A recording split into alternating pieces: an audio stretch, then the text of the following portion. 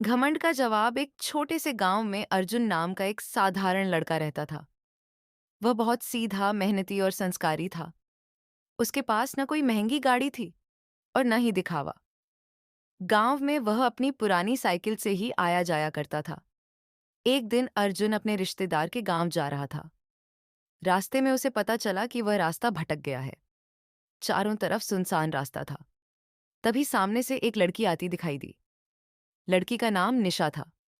वह अच्छे कपड़े पहनकर मोबाइल देखते हुए धीरे धीरे चल रही थी। अर्जुन ने विनम्रता से पूछा, बहन जी, स्टेशन जाने का रास्ता किधर है? निशा ने उसे ऊपर से नीचे तक देखा।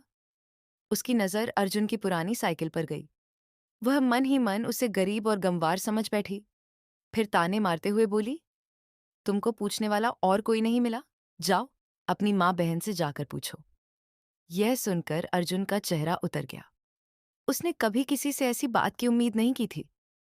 वह बिना कुछ बोले उदास होकर वहां से चला गया। अगले दिन वही निशा बाजार जा रही थी।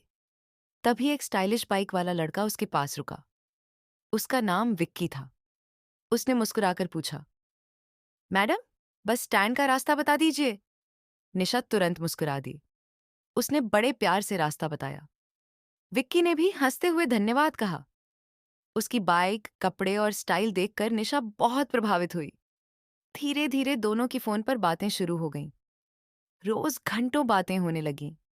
निशा को लगा कि विक्की उससे बहुत प्यार करता है। कुछ महीनों बाद विक्की ने कहा, अगर तुम सच में मुझसे प्यार करती हो तो मेरे साथ घर से भाग चलो। प्यार में अंधी निशा तुरंत मान गई। एक रात दोनों घर से भाग गए। निशा को लगा अब उसकी जिंदगी खुशियों से भर जाएगी। लेकिन विक्की वैसा लड़का नहीं था जैसा वह दिखता था। वह कई लड़कियों से बात करता था और सिर्फ मजे के लिए रिश्ते बनाता था।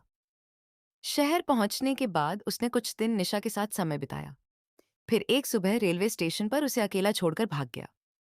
निशा घबरा गई। उसके पास न पैसे थे न कोई सहारा।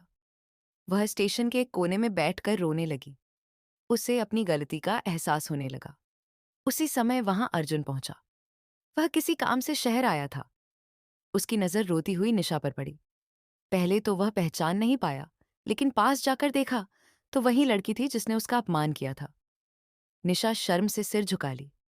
अर्जुन कुछ देर शांत खड़ा रहा। उसने उसे एक भी ताना नहीं मारा।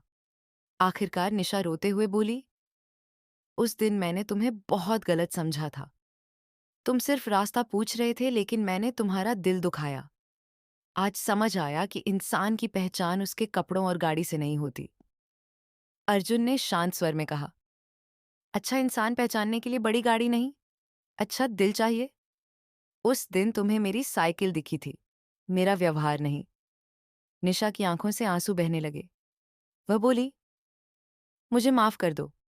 अर्जुन हल्का मुस्कुराया और बोला, गलती हर इंसान से होती है, लेकिन कभी किसी की गरीबी या सादगी का मजाक मत उड़ाना, क्योंकि समय सबको सिखा देता है कि असली कीमत इंसानियत की होती है।